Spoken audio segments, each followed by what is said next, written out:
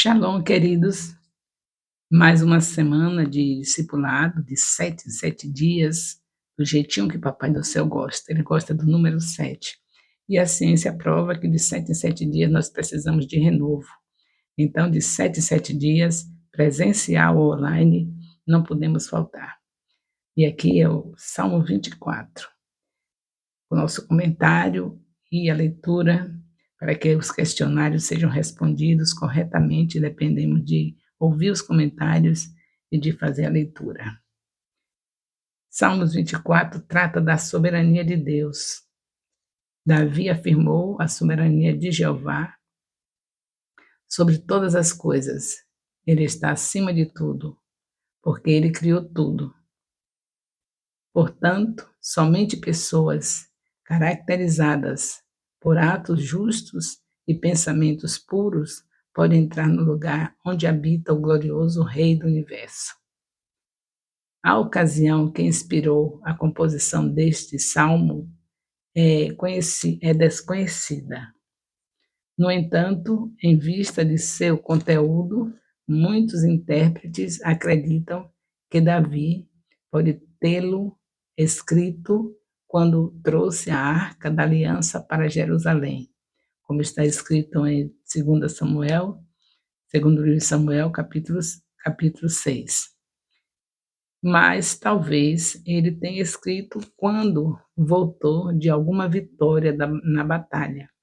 Durante o exílio, os judeus desenvolveram a tradição de ler este salmo todos os domingos, celebrando o primeiro dia da criação. Estão entendendo, né? Quando os judeus estão exilados, vocês estudaram nos livros passados, não foi? Nós já estamos no livro de Salmos, tudo isso você já sabe. Você sabe que teve um período que os judeus estiveram no exílio, e porque ficaram com desobediência a Deus durante muito tempo, que nós vimos isso, estudamos, não foi? Chegou um dia que Deus teve que pesar a mão sobre eles, eles ficaram exilados. E diz a tradição que eles liam esse salmo durante os domingos, celebrando o dia da criação. Jesus não tinha vindo ainda, mas eles já faziam isso aos domingos, segundo as informações das tradições dos judeus. O salmista, então, se perguntou quem poderia entrar no santuário de Deus, de um Deus tão grande no Monte Sião. Quem teria coragem de fazê-lo? Ações corretas e atitudes corretas são necessárias se alguém espera obter admissão à sua presença. Além disso, idolatria e o falso testemunho, talvez representando todos os pecados para Deus e para o homem, desqualificam qualquer adorador em potencial. Deus abençoará aqueles indivíduos que buscam a comunhão de Deus, seguindo os caminhos da justiça, conhecendo o seu desejo. A geração daqueles que o buscam provavelmente se refere ao grupo que busca a face de Deus, ou seja, que busca Deus. O salmista se referiu ao Deus de Jacó aqui. Aqui ele está se referindo ao Deus de Jacó. Esta referência a Jacó traz à mente Jacó lutando com o Senhor para receber uma bênção dele. Gênesis 32, 24 a 32. Todos os que, da mesma forma, lutam para obter a bênção do Senhor, pela busca da justiça, receberão seu favor como Jacó recebeu. Você sabe da história de Jacó, né? Jacó tinha um inimigo que era seu irmão, e ele lutou com o anjo porque ele queria o quê? Estar bem com seu irmão. E quem que luta com Deus para conseguir o perdão de um irmão que não ganha na luta? Por isso que Jacó ganhou. Deus quer justamente isso, que estejamos bem com todos. E aí, o salmista também salienta isso aqui, para que nós não esqueçamos. Já disse a você que não pode esquecer nada. A gente lê o primeiro capítulo de Gênesis, quando chega lá no meio da Bíblia, tem coisas que tem que nos lembrar novamente Gênesis.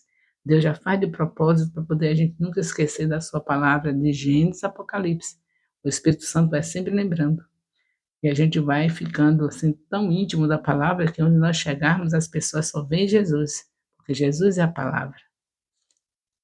Evidentemente, Davi imaginou em sua mente os portões fechados de Jerusalém como se fossem cabeças curvadas. Ele convocou esses portões personificados para que levantassem suas cabeças para que o grande rei pudesse entrar. Novamente as pessoas baixam a cabeça quando a majestade passava, mas nesta figura os portões faziam o contrário. Levantar os portões refere-se a tornar os portões mais altos, maiores que um Deus tão grande, maiores para que um Deus tão glorioso possa entrar.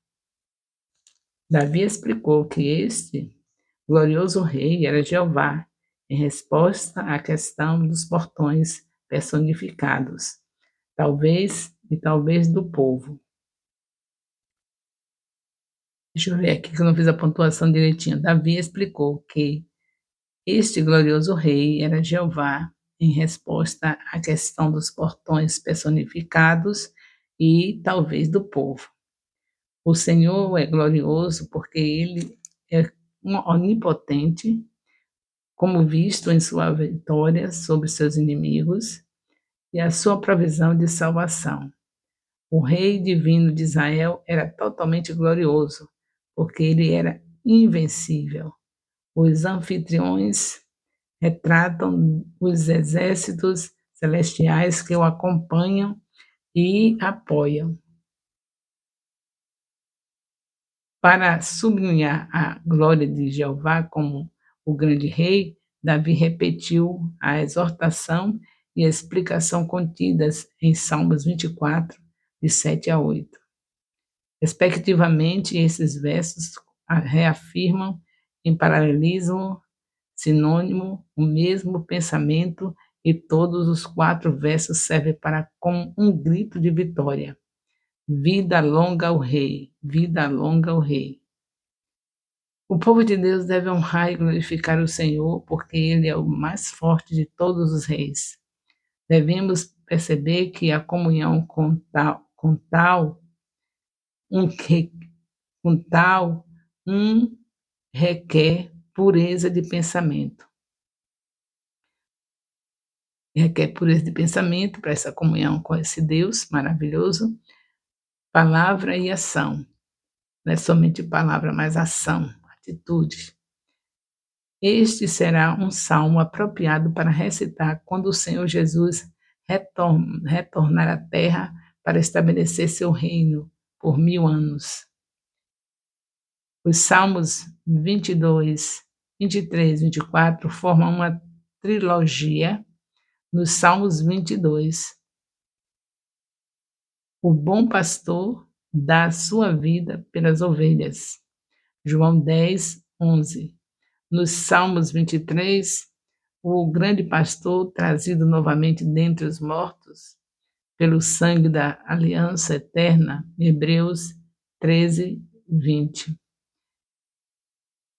Hebreus 13, 20. Eternamente cuida de suas ovelhas em Salmos 24. O sumo pastor aparece como o rei da glória para recompensar suas ovelhas, como diz 1 Pedro 5,4.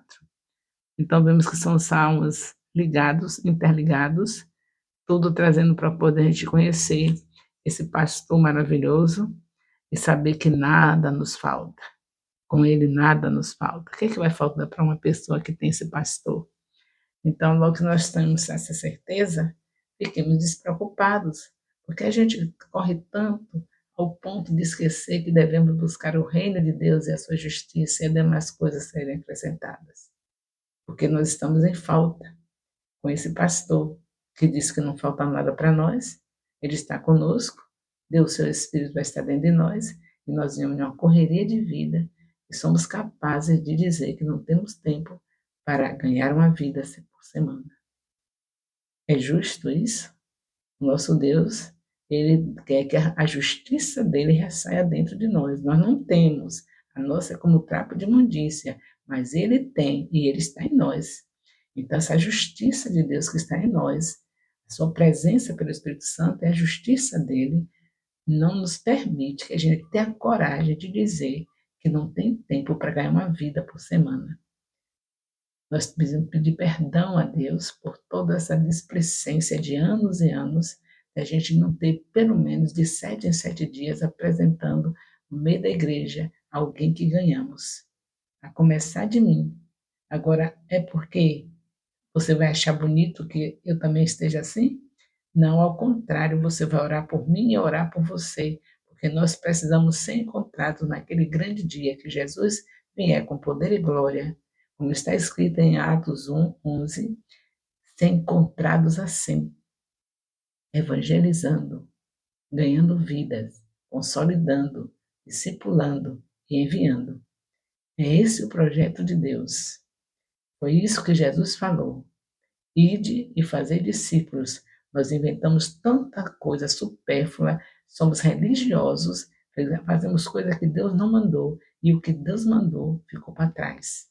Quanta coisa eu e você fazemos dentro de 4 paredes, para a nossa própria glória. Ah, mas a ornamentação está tão linda para mim e para você, porque se fosse para Deus, você sabia que tinha mais uma ovelha nova para apresentar naquele lugar e ali usufruir da ornamentação que foi feita para o grande rei. Mas a gente ornamenta para nós mesmos, porque se fosse para Deus, a gente ia fazer isso sabendo que alegria quando a minha discípula chegar pela primeira vez aqui no templo, ela vai ficar feliz de ver que nós amamos a Deus e cuidamos da casa dele. É a outra história, né? Mas a gente faz para nós mesmos, porque só temos nós. Aquelas pessoas todos os dias. No dia que ganham a alma, é a maior festa, e tem que ter festa mesmo. Mas isso é para ser todos os dias, não um dia na vida que a gente ganha a alma. Então, em nome de Jesus, a essa altura, depois de estarmos desde maio de 2023 com esse discipulado, com a palavra já escondida no nosso coração, já não estamos pecando contra o Senhor, porque a palavra está escondida no coração, não tem pecado como tinha antes. Então, temos segurança, estamos capacitados para ganharmos vidas. Qual é a pessoa que você vai falar? A sua colega de faculdade? Sua colega de trabalho? Sua vizinha, seu vizinho, qual é a pessoa que você já se programou para falar? O método é somente esse: jejum, oração, e está cheio da palavra. Está cheio da palavra, está cheio do Espírito Santo. E aí você só vai dizer: Senhor, qual é a pessoa? E Deus vai indicar a pessoa e você vai. E você vai começar seu discipulado como você está sendo discipulado, da mesma maneira você vai fazer. No poder do nome de Jesus, você vai fazer a primeira discípula, você que é homem, o primeiro discípulo. E vai cuidar. Bebê não se deixa tomando um grossante sozinho, um mingauzinho sozinho, nem um leitinho. A gente tem que cuidar. Um bebê espiritual, você ganha e dá conta dele, consolidando, discipulando e enviando. É desse jeito que nós vamos ver o que eu falei. A profecia para quem está orientado por tudo que eu estou falando, que eu estou falando da parte de Deus. Para você que está na obediência nesse discipulado desde maio de 2023, a essa altura você já sabe que esse ministério já não é mais o mesmo. Nós estamos vivendo os melhores anos e vamos continuar vivendo os melhores anos até a volta do Senhor Jesus. Eu creio, eu espero que você creia também. O amor de Deus, nosso Pai, a graça salvadora do nosso Senhor Jesus Cristo, a comunhão do Espírito Santo, seja com todos os discipuladores e discípulos do Ministério Apostólico Internacional Filho de Jerusalém, desde agora e para sempre. Amém. Louvado seja Deus.